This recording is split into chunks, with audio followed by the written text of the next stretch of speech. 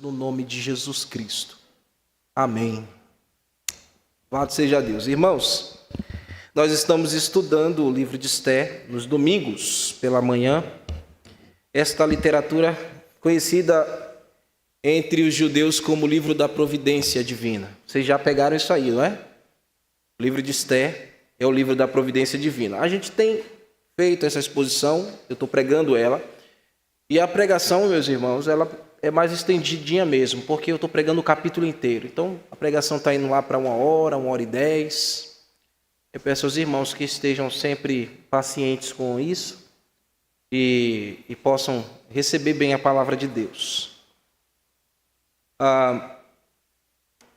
Então, pela manhã, nós estamos estudando o livro de Esther. O segundo capítulo que nós vimos na semana passada, eu intitulei Uma Nova Rainha que não era nenhuma Cinderela. E eu sei que isso levantou alguma poeira no meio de muitas pessoas, muitos irmãos. É normal isso acontecer, eu sei.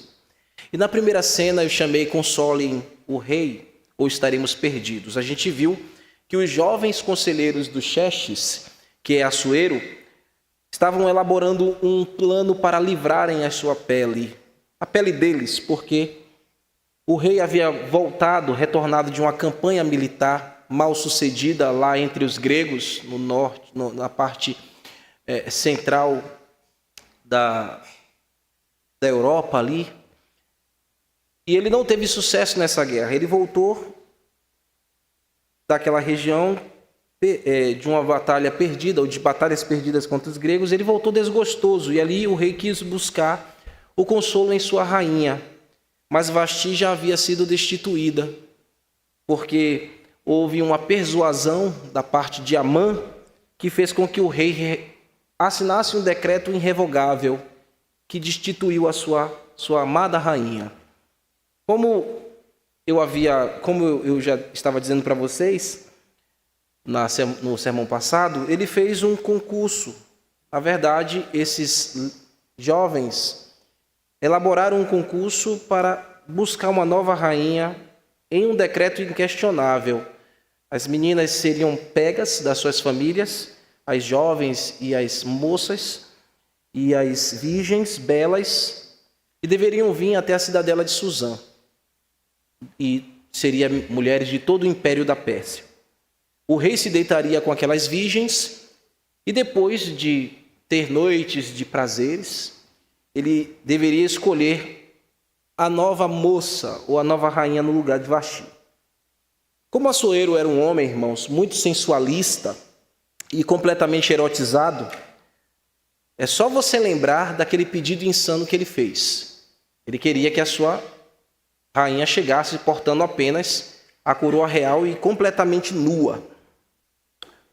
A ideia dos jovens caiu no gosto sensualista e erotizado do rei Assuero, e ele disse: então faça assim como vocês escolherem. A segunda cena eu intitulei Um pseudo concurso de beleza e intentos estranhos pairando o coração hebreu. E aqui nós vimos, irmãos, dois personagens serem introduzidos na história, Mordecai e Esther.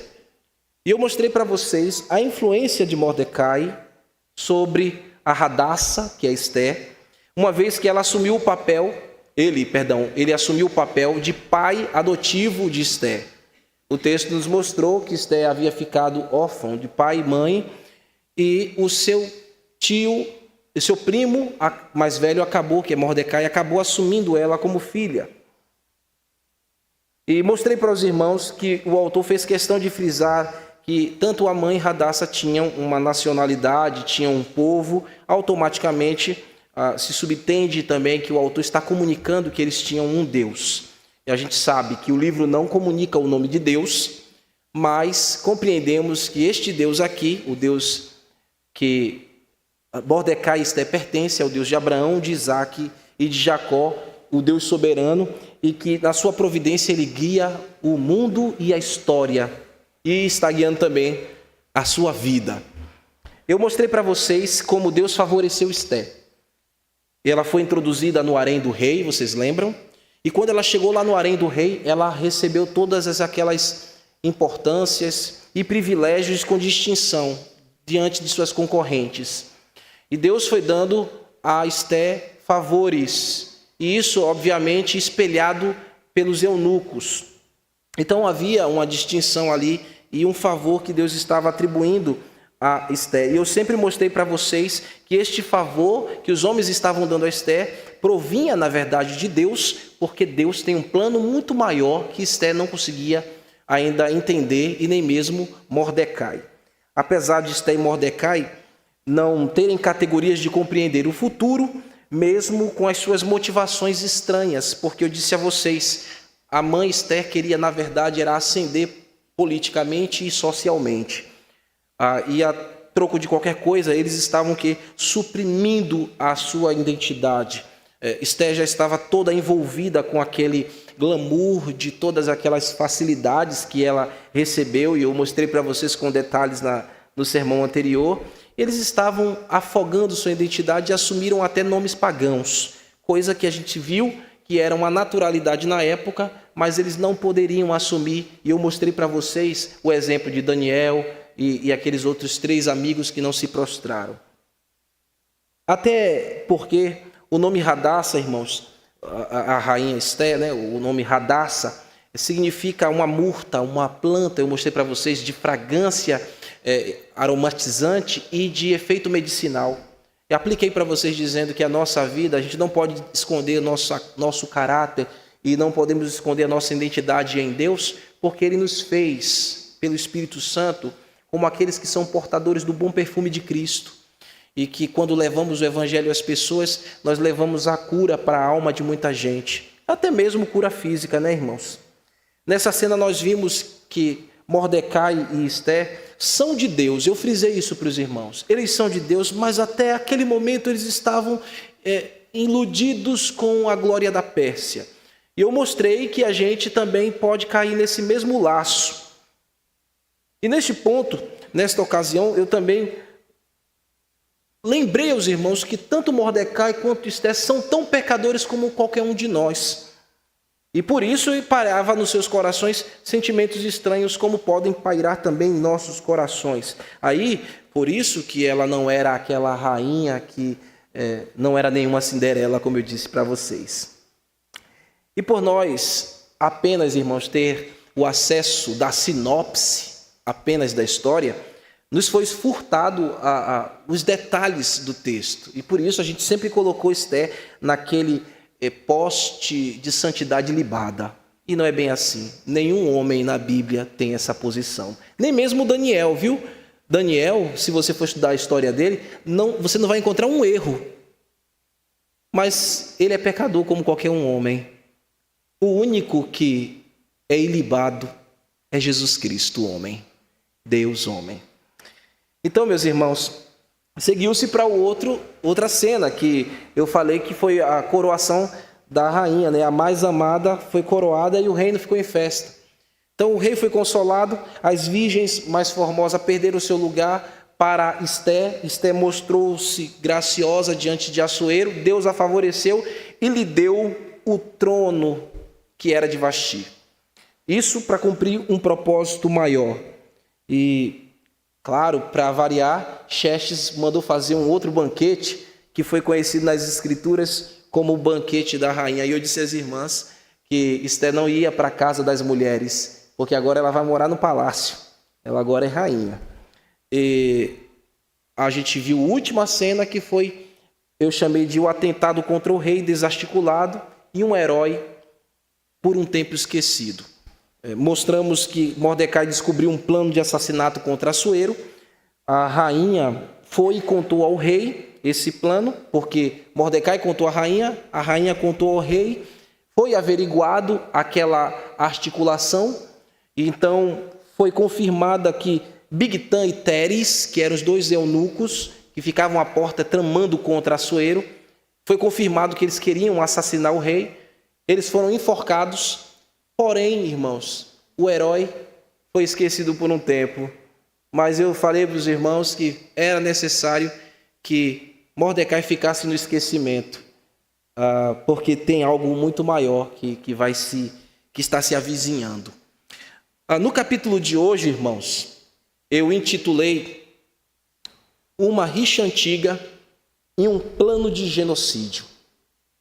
Uma rixa antiga e um plano de genocídio. E nós vamos ver aqui no capítulo 3 isso, muito destacado. Vamos fazer que nem aquela proposta, irmãos, que nós começamos o livro.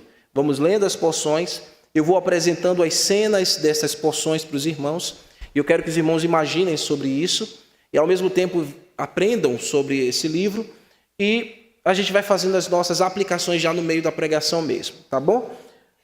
Então, no capítulo 3, que cobrem a primeira cena que cobre o verso 1 até o verso 6, acompanhe comigo com os seus olhinhos no texto. A primeira cena que cobre o verso 1 até o verso 6, eu chamei de o surgimento de um inimigo magnífico, desafetos e anseio de vingança. O surgimento de um inimigo magnífico, desafetos e anseio por vingança.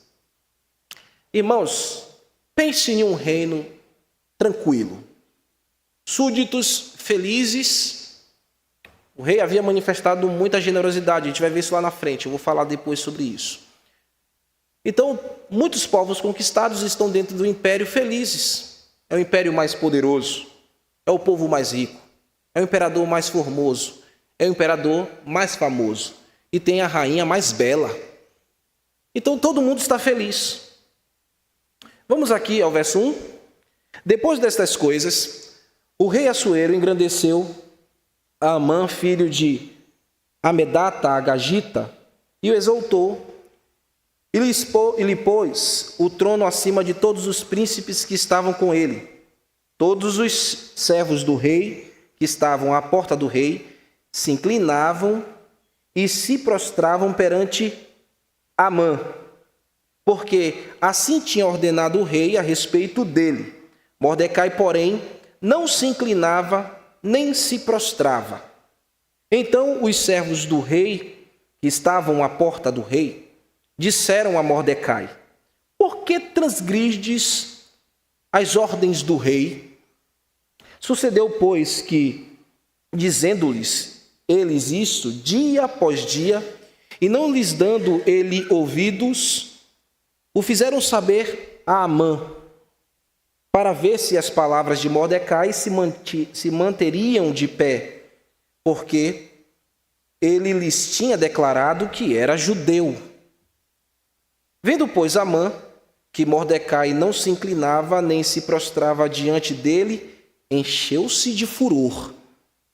Porém, teve como pouco nos seus propósitos o atentar apenas contra Mordecai, porque lhe havia declarado de que povo Mordecai era.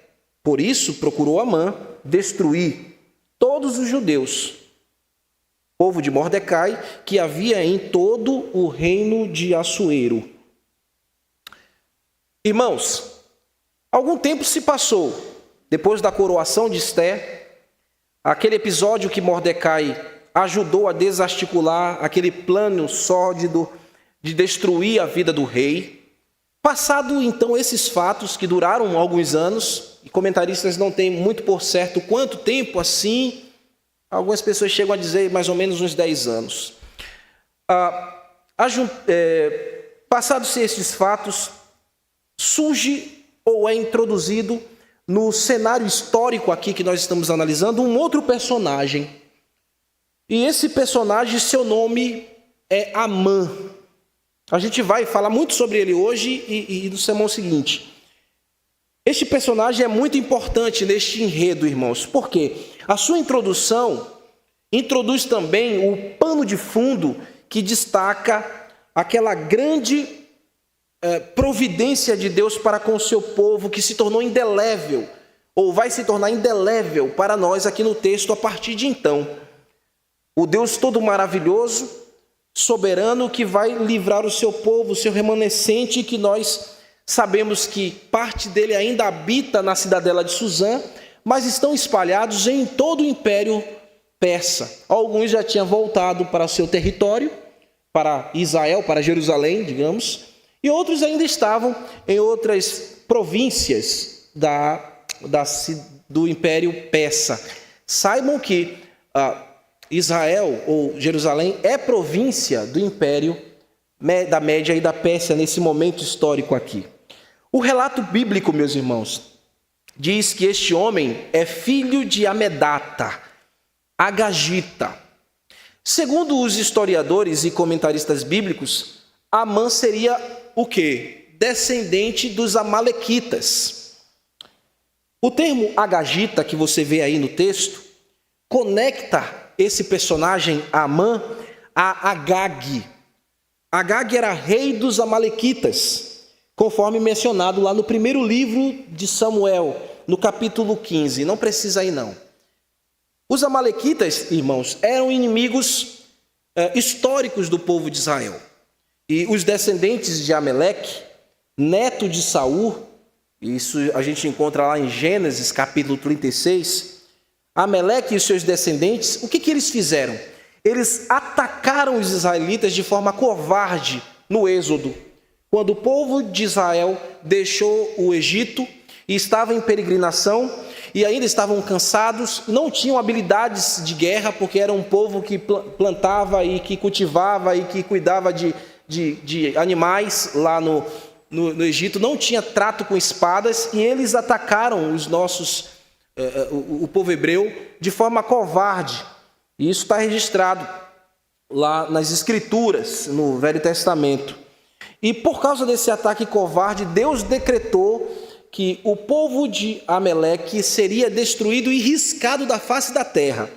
A gente vê essas referências em Êxodo capítulo 17, e Deus confirmando isso lá em Deuteronômio capítulo 25. Vocês lembram daquela batalha que eu estou comentando aqui, que os israelitas lutaram contra os amalequitas, e Moisés precisou colocar as suas mãos sobre uma pedra e ficar sustentado para que o povo vencesse? Enquanto as mãos de Moisés ficavam estendidas, o povo vencia. Quando ele cansava, porque as mãos pesavam, o povo perdia. E aí vem Arão e vem Ur e segura as mãos de Moisés apoiado sobre a pedra, e aí o povo tem a vitória pela graça e misericórdia de Deus. É essa guerra aqui onde Deus disse que covardemente aquele povo atacou o seu povo e deveria ser riscado da face da terra. Agag, rei dos amalequitas, na época de Saul, porque Agag justamente não lutou aquela guerra, mas na época de Saul, Agag é o rei dos amalequitas, porque o povo não exterminou completamente como Deus havia dito.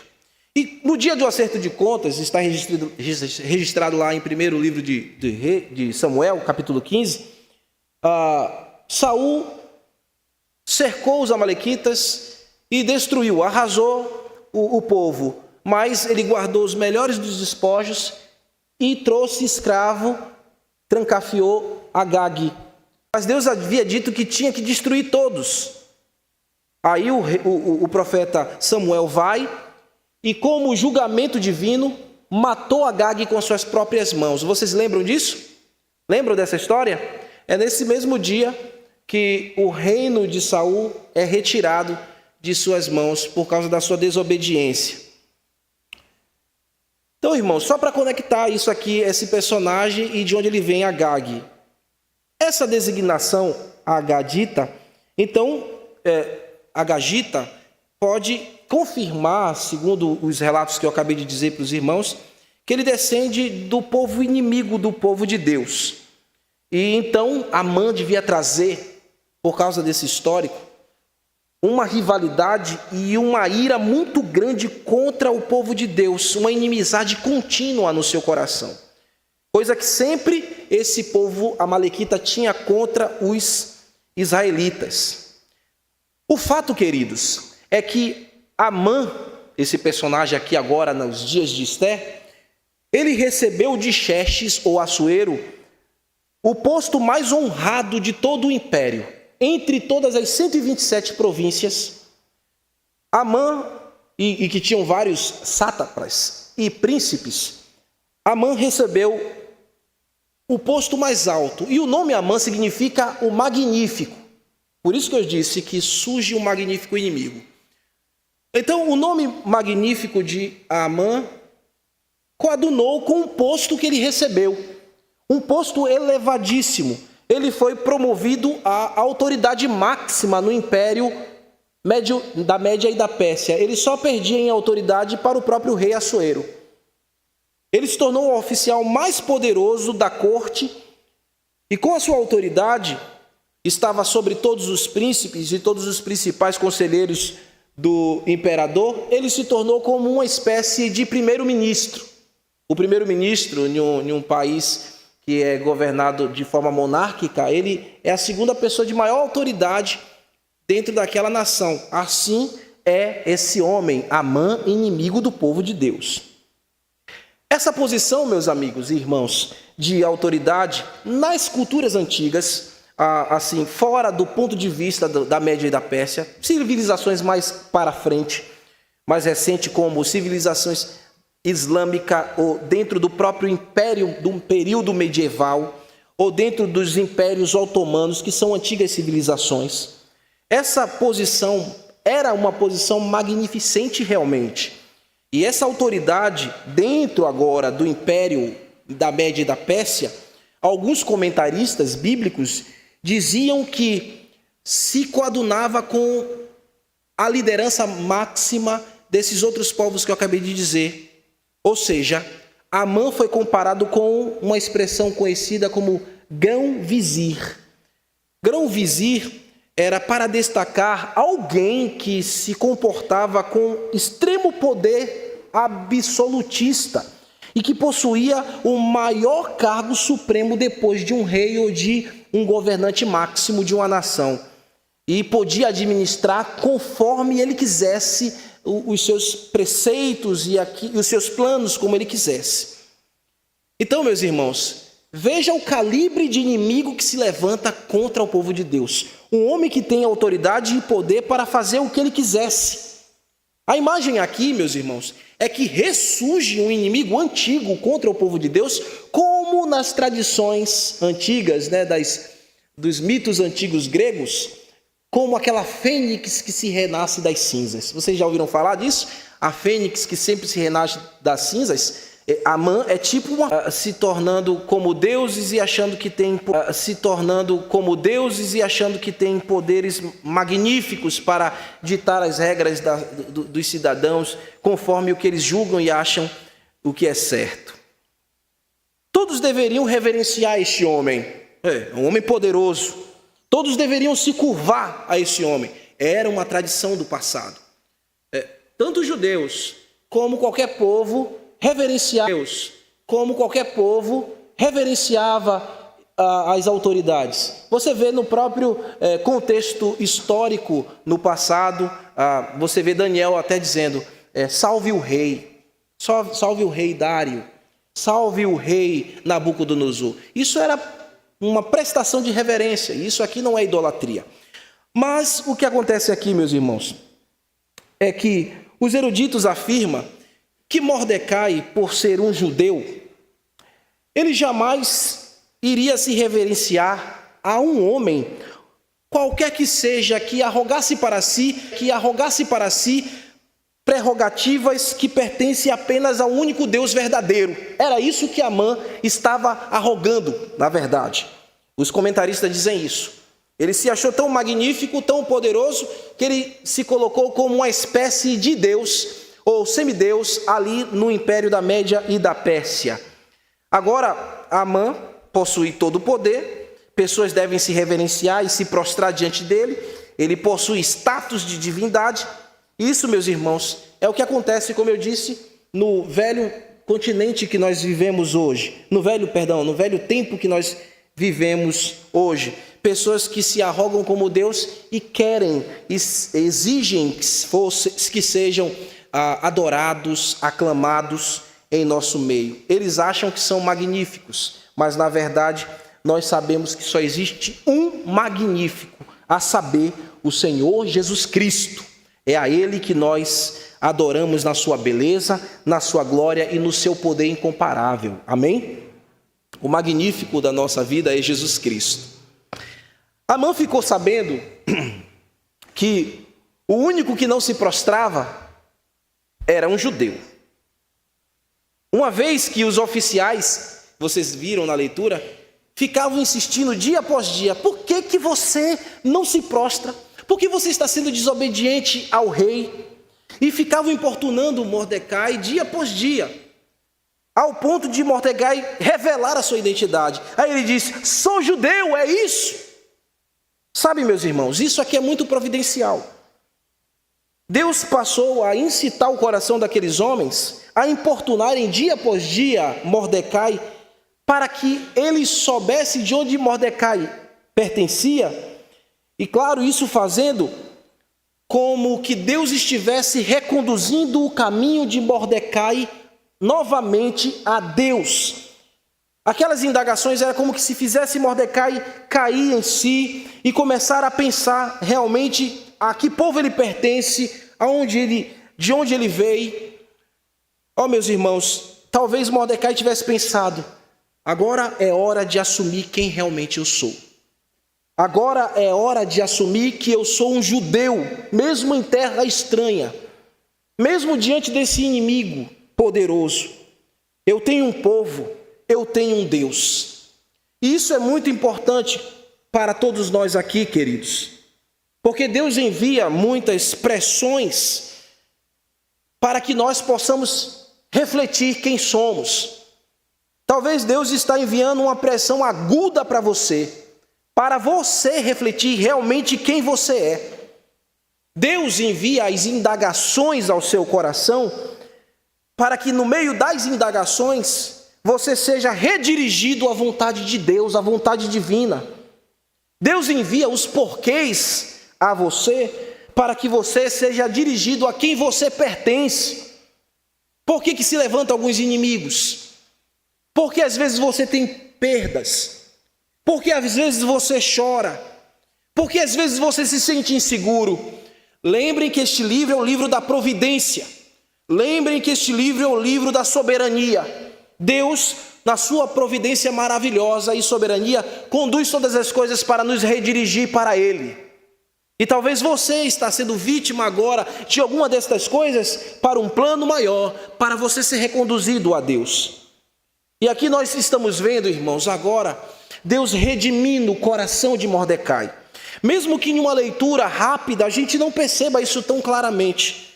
Por que eu estou dizendo isso? Porque a partir daqui que nós veremos Mordecai assumir uma outra postura. Ele não vai mais se esconder. Ele não vai mais negar o seu povo. Ele não vai mais negar a sua identidade. A partir de agora ele vai dizer muito bem quem ele é e ele vai lutar pela sobrevivência do seu povo. Nós vamos ver agora Mordecai como um instrumento nas mãos de Deus, como aquele cristão que foi revivido, que é revivido no meio da angústia, que reassume a sua identidade e passa a lutar, passa a viver pela causa de Deus, pela causa de Cristo. É o homem de Deus no meio do povo estranho, agora assumindo a sua identidade e dizendo: eu tenho um Deus, eu tenho um povo e eu vou lutar e, se possível, entregar até a minha própria vida para ver o plano de Deus se cumprir neste povo. Talvez, irmãos, a luta que você vai ter que fazer é na sua casa. Talvez você precise acordar e ser o homem e a mulher de Deus dentro da sua casa para salvar o teu povo. Assumir a tua identidade para salvar o teu povo. Às vezes é o teu casamento que já está indo ladeira abaixo, mas você precisa recuperar a tua identidade e a tua vida em Deus para salvar o teu povo e serem realmente um instrumento nas mãos de Deus. Essa luta e essas indagações, às vezes de ordem financeira ou de saúde, chegam sim, mas pela providência de Deus, para que a gente se desperte. E elas são instrumentos para nos reconduzirem a Deus. Amém? Sabe, meus irmãos, as pressões que recebemos na cidadela de Suzã, ou a Pérsia, que simboliza o mundo que nós vivemos, diante dos magníficos poderosos deste mundo, são instrumentalidades na mão de Deus. Deus está fazendo essas coisas, pesando a mão sobre nós muitas vezes, para que nós possamos refletir sobre a nossa fé. Fazemos reflexões profundas sobre a fé, para que nós possamos voltar como povo de Deus, como a quem nós pertencemos. Talvez essa manhã você precise de um choque de realidade, como Mordecai precisou quando foi importunado dia após dia por aqueles homens, por aqueles jovens. Você talvez ainda fica naquela briga, você que está me ouvindo às vezes fica naquela briga, será que eu posso ceder ou não? Será que eu vou ser santo ou não? As atitudes mais depravadas você até seleciona, você é seletivo, então as coisas mais escandalosas você deixa fora do cardápio. Porém, você ainda não se entregou completamente para Deus, você ainda não se prostrou para Deus. Você não tem se prostrado para muitas coisas do mundo. Às vezes, as coisas mais escandalosas, você diz não, mas ainda você não está rendido completamente a Deus como um dia Mordecai esteve. Talvez você precisa, ou talvez você esteja, neste ponto de tensão. E eu estou dizendo para você, ouça. Você não deve mesmo se prostrar aos prazeres deste mundo, por mais magnífico e convidativo que eles sejam. Mas também você não pode endurecer a sua cerviz. Você não pode dizer não ao Deus que controla o teu destino. Você não pode ficar resistente. Você não pode ser resiliente no mal. Você tem que se prostrar diante de Deus e render a sua vida a Ele. Hoje talvez seja o dia e que o Senhor está lhe dizendo, é hora de você assumir de fato que é um cristão. É hora de você dizer, eu sou de Cristo. Eu me entrego sem reservas a Ele. E a partir de agora, eu rendo a minha vida completamente a Jesus e seguirei a sua ordem até os últimos dias da minha vida e até a eternidade. Todos os judeus raiz, meu irmão, jamais se prostraria a alguém que quisesse veneração ou adoração, que pertence somente a Deus. E agora Mordecai está voltando às raízes. Volte você também às suas raízes, querido irmão. Quando Amã, ele associou Mordecai ou Mardoqueu ao povo judeu, ele viu que era o seu inimigo. Ele ficou furioso. E não somente isso, ele agora quer pegar aquele homem insolente, porque na visão de Mordecai, ou na visão de Amã, Mordecai é insolente. Não se prostra, não reverencia. Ele não somente quer fazer uma tratativa negativa com ele, mas ele quer destruir Mordecai junto com todo o seu povo em todo o império. Era como se ele pensasse, agora eu tenho todo o poder, eu posso fazer o que eu quero. Eu tenho tudo das minhas mãos, eu vou riscar esse povo hebreu da história. Eu vou acabar com eles por completo. Eu tenho poder para isso. Agora percebam um detalhe, irmãos. Ironia ou não do destino, e que a gente sabe não é, porque Deus é que governa tudo. Tudo está nas mãos de Deus. Mordecai era descendente de Saul. Ele é benjamita, a gente viu isso. E Amã é filho ou descendente de Agag. Lembra, Agag deveria ter sido destruído por quem? Por quem? Por Saul. Então isso tudo levanta uma ira forte contra aquele que é filho de Saul, ou descendente de Saul. Agora veja aí a próxima cena, queridos. Do verso 7 ao verso 11. Essa cena eu chamei de a sorte foi lançada para o holocausto. O plano genocida de Amã. A sorte foi lançada para o holocausto, o plano genocida de Amã. Veja o verso 7 comigo. No primeiro mês, que é o mês de Nissan, que corresponde, meus irmãos, ao março ou abril, tá bom? Nissan, para o hebreu, é março ou abril, a depender da posição do calendário lunar. No ano 10º, duodécimo do rei Assuero, duodécimo, obviamente, ano 12, 12º ano de Xerxes, que ascendeu desde quando ele ascendeu ao trono. Se lançou o pur, isto é, sorte, perante Amã, dia a dia, mês a mês, até o duodécimo, que é o mês de Adar. Adar aqui é o mês de março. Quase, especificamente o mês de março, quase um ano depois, irmãos. Quase um ano depois. Irmãos, a expressão pur, que a gente vê aqui em aramaico, significa sorte. E eram umas pedrinhas como os dados que a gente tem hoje, que eram lançados pelos persas como uma superstição para eles decidirem o que fazer e as decisões que eles iam tomar. Então eles lançavam aquelas pedrinhas enquanto estavam decidindo aquele plano sórdido e macabro de Amã de destruir o povo judeu. O curioso, meus irmãos, é que neste tempo aqui, em que eles estão lançando sorte, o que o povo judeu em todo o império deveria estar comemorando? Eles deveriam estar comemorando o livramento que Deus fez lá no Egito, porque era o mesmo tempo em que o povo hebreu deveria comer a Páscoa. Isso é muito significativo. Enquanto o inimigo sórdido está lançando pedras para destruir e aniquilar o povo de Deus, no mês em que ele está programando isso ou lançando sorte para isso, era um mês que o povo de Deus deveria, e muito provável, os mais piedosos estavam comendo a Páscoa e celebrando o livramento de Deus. Isso é muito significativo. E eu quero aplicar para você algo importante. Ó, irmãos, por mais que o inferno se levante para ver o teu mal, cumpra os preceitos de Deus. Por mais que os poderosos se levantem para te destruir, seja no seu trabalho, seja na tua vida, seja onde for, não deixe de cumprir os preceitos de Deus. Quando cumprimos o preceito de Deus, Deus está velando por nós. Então, enquanto muitos piedosos, no texto aqui não nos diz isso, mas esse tempo em que eles estão lançando as sortes, é o tempo em que os piedosos estão celebrando o livramento do povo hebreu, lá onde o anjo da morte passou e os primogênitos foram livres da morte. E eu quero que você se encoraje nisso, nessa providência. Deus provê livramento para o povo que guarda os seus preceitos. Guardem os preceitos de Deus, meus irmãos. Mesmo diante da fornalha, mesmo diante da maior dificuldade, mesmo que se levante um maior inimigo, Deus valerá a tua vida e salvará você da morte. Embora os homens achem que podem lançar sorte para nos destruir. Irmãos, isso é muito importante, porque nós não vivemos asseverados em nenhum tipo de superstição.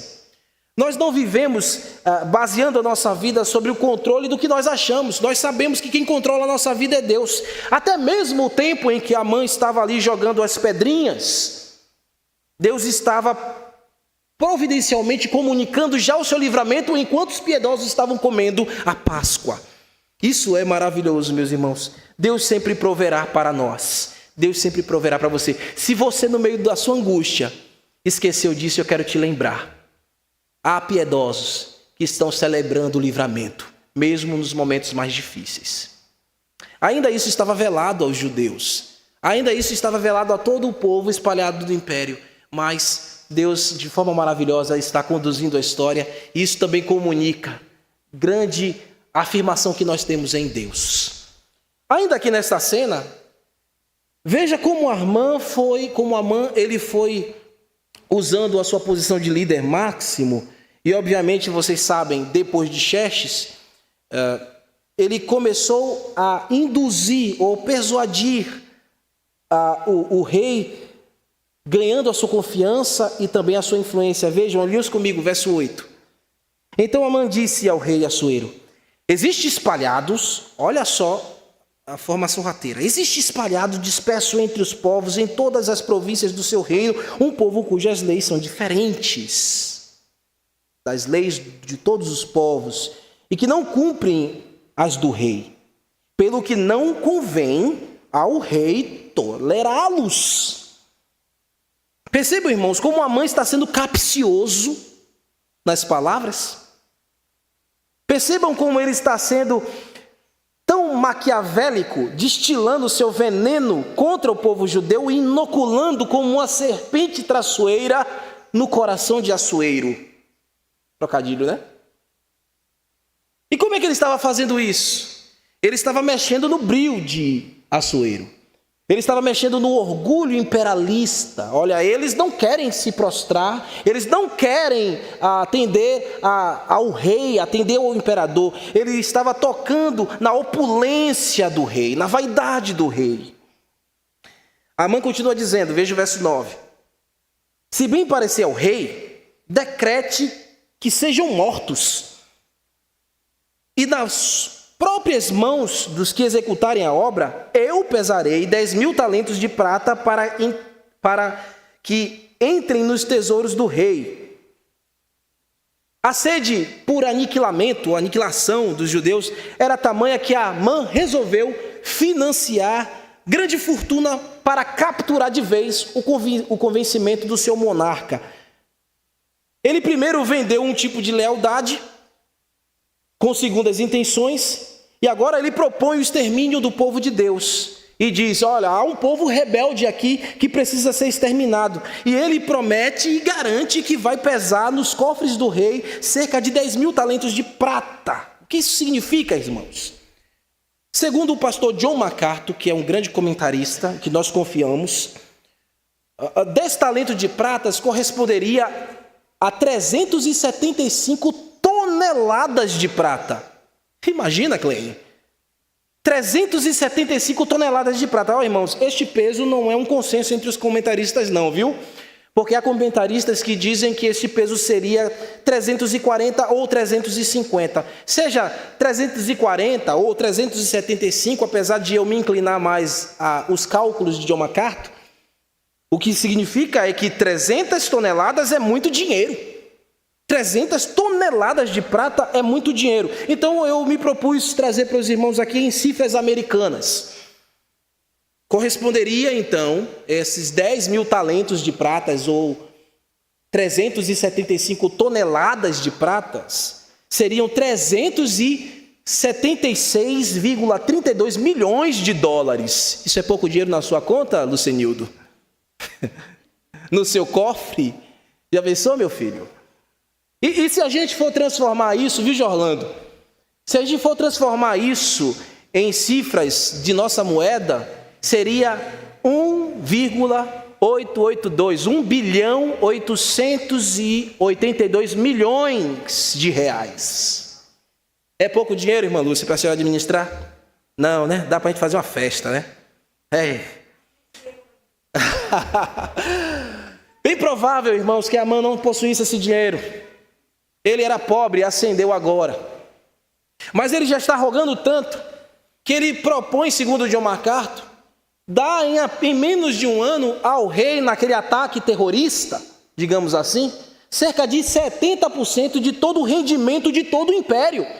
Irmãos, isso que ele estava querendo entregar para o rei Assuero correspondia a 70% de todo o rendimento das 127 províncias. Lembram que Assuero e o seu pai, eles pesavam grandes impostos? E por isso ele se tornou glorioso? Amã não era nenhum Neymar que compra um complexo, uma cobertura lá em Dubai de quase R$500 milhão. Amã também não é aquele Elon Musk que tem aquela fortuna toda que a gente não consegue nem calcular. Mas de onde é que ele vai tirar esse dinheiro todo? Extorquindo o povo. Roubando os judeus depois do massacre. Veja o verso 10. Afinal, ele tinha todo o poder para isso, viu, irmãos? Veja o verso 10. Então o rei tirou da mão o anel, depois que ouviu tudo isso, tirou a mão o seu anel e deu a Amã, filho de Amedata, Agagita. Olha o texto dizendo, adversário de quem? Fala aí, povo. Adversário de quem? Dos judeus. E lhes disse, esta prata seja sua, como também esse povo, para fazeres dele o que for melhor do teu agrado.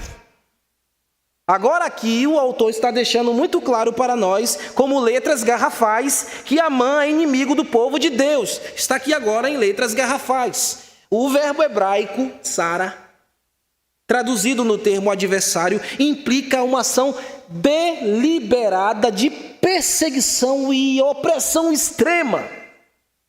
Em outras palavras, Amã figura os inimigos do povo de Deus que se opõem contra os planos de Deus na história da humanidade. Ele figura não somente aqueles inimigos do passado, como inimigos depois dele. Assuero não quis, irmãos, aquela fortuna, porque ele estava interessado em não a não insubordinação do povo no seu império. Queridos, Amã tipifica outros inimigos da história do povo judeu, como o Faraó, como o Holocausto da Segunda Guerra Mundial, na figura de Adolf Hitler. Amã figura esses personagens.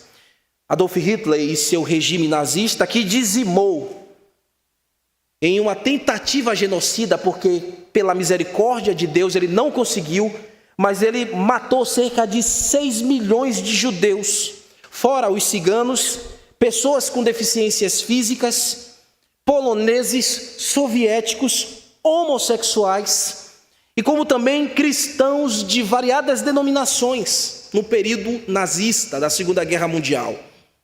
Amã simbolizava todos os inimigos antissemitas de nossa atualidade, como o Hamas, lá na Palestina.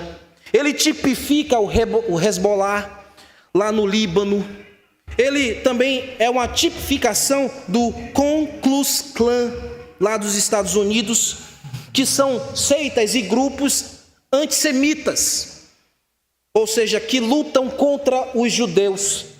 Entre tantos inimigos e células terroristas e religiões do Islã, como os muçulmanos radicalistas, que abertamente são antissemitas, promovendo a jihad, você já ouviu falar disso? A guerra santa contra os judeus, que colocam o povo de Deus como escárnio.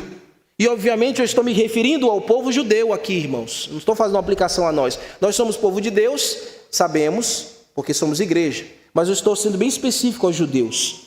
Os seus inimigos, que são símbolos ou tipificam uma espécie de Naamã, eles discriminam, eles agem com preconceitos, com violência, com negacionismo e antisionismo, que são aquelas críticas desproporcionais e injustas ao Estado de Israel, à sua formação e manutenção, como a presença do povo judeu lá na Palestina, no Oriente Médio.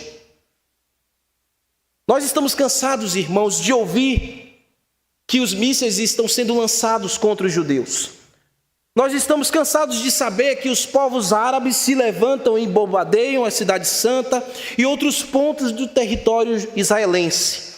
Terroristas palestinos que invadem Israel, como foi lá no dia 7 de outubro de 2023, que é comparado na história como o maior atentado depois de Hitler. Cerca de 1.400 judeus israelenses foram assassinados e centenas de outros israelenses foram levados em sequestros. Então você tem ali mulheres estupradas, crianças estupradas, bebês decapitados, muitas viúvas, muitos órfãos, muitos pais sem seus filhos, muitas mães sem seus maridos, vice-versa, muitos cônjuges sem seus companheiros, no que também ficou conhecido como o maior atentado até então. Mas, irmãos, a providência de Deus é maior. E mesmo sendo duro esses atentados e essas perseguições ao longo da história, essas coisas estão conduzindo o povo de Israel ao arrependimento. Estão fazendo eles pensarem, e haverá ainda uma perseguição maior que eles aguardam, que é aquilo que a Bíblia chama de a grande tribulação, aonde haverá um arqui-inimigo da nação, que é o anticristo, que também é uma tipificação de Amã, mas em uma perversidade muito maior. Ele vai ir contra o povo judeu para destruí-los, mas nesse dia o povo vai se arrepender. E quando eles se arrependerem, eles crerão que Jesus Cristo é o Messias e Jesus os salvará toda a nação. Deixa eu ler para vocês só um versículo de Romanos, capítulo 11, versículo 26 e 27, que diz assim: E assim, todo Israel será salvo, como dizem as Escrituras, o libertador virá de Sião e salvará Israel da impiedade. Esta é a aliança que fiz com eles quando remover os seus pecados. Amém, meus irmãos. Voltando aqui para Esther, Amã é um servo do diabo. Ele é servo de Satanás. E ele quer colocar esse plano a cumprir. Queridos, se esse plano desse certo, o povo de Deus seria exterminado, a gente não teria aquele que é a semente da mulher, não teríamos o Messias e estaríamos perdidos. Mas Deus é poderoso e preserva o seu povo. Veja a última cena, capítulo 3, verso 12 ao verso 15. Eu chamei de a sentença de morte é decretada e os súditos do império estão estarrecidos. A sentença de morte é decretada e os súditos do império estão estarrecidos. Chamaram, pois, os secretários do rei.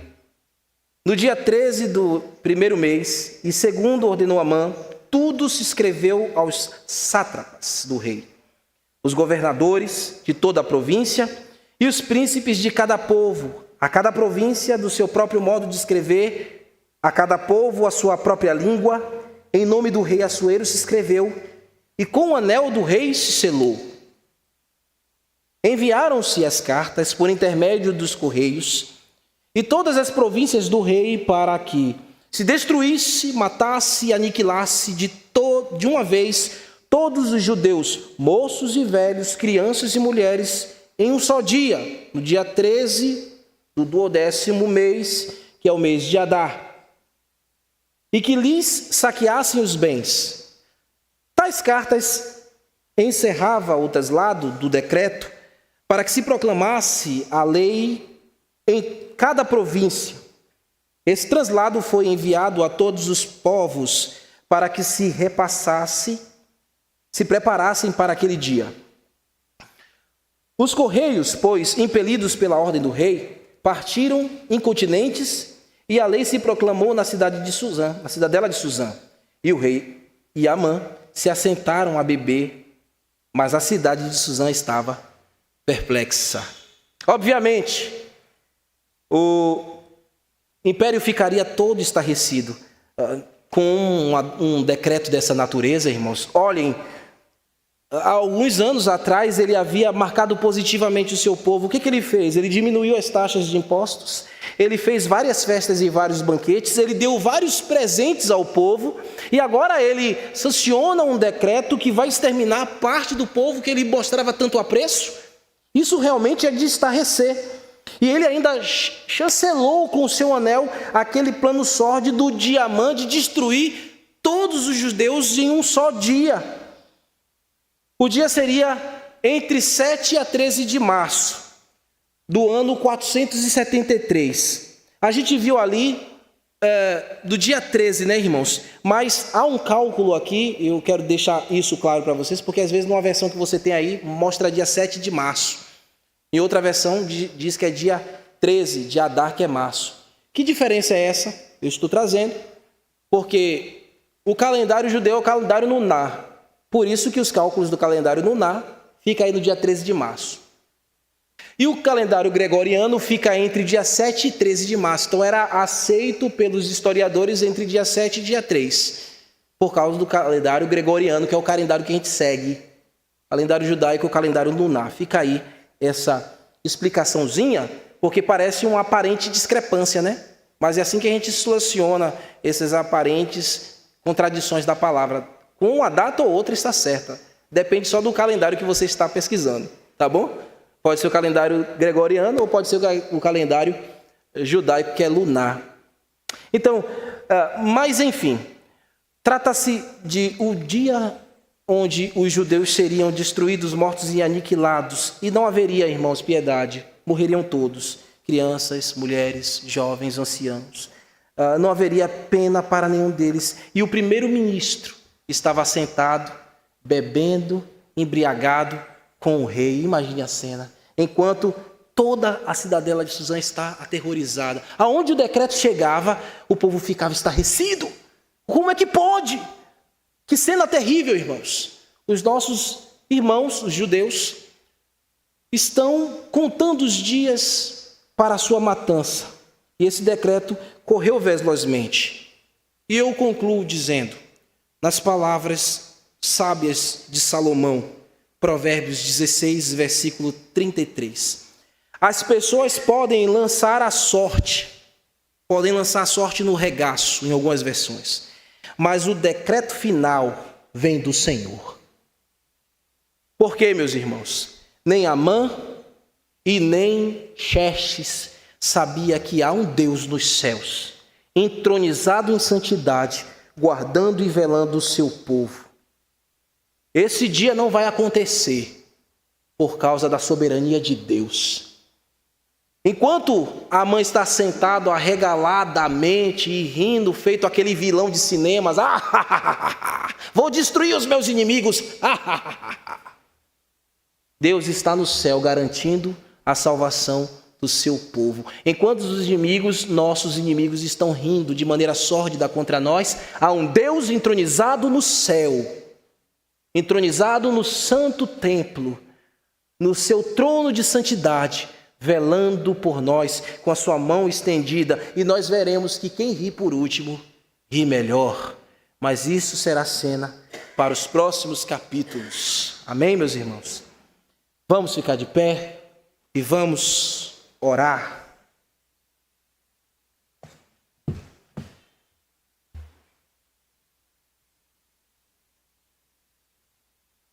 Somos o teu povo, Senhor, e estamos aqui, lavados e redimidos pelo sangue de Jesus e selados pelo Espírito Santo, que é a marca, o penhor em nossas vidas. E esses são muito mais do que elementos comuns, onde o Senhor do teu alto trono tem nos preservado a vida, Senhor, e tem nos assegurado que iremos, Senhor, continuar caminhando em tua presença até o dia que o Senhor nos tomar para si. Obrigado, Senhor, por esse texto que nós analisamos, e a exemplo de Mordecai nos resgata. Nos faz, Senhor, como aquele que reconheceu a sua posição de pecador e volta arrependido para ser um instrumento nas tuas mãos.